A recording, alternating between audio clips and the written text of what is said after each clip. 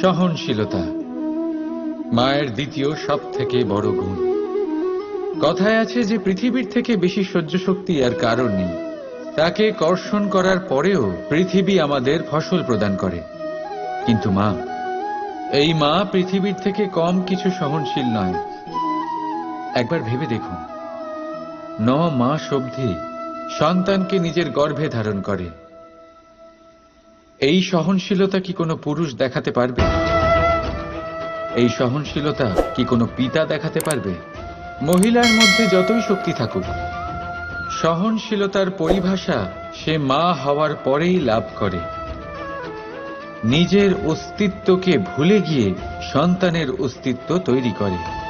গর্ভে শিশুর পদাঘাত খেয়েও আনন্দের সাথে তাকে দুধ খাওয়ায়। এই হলো মা।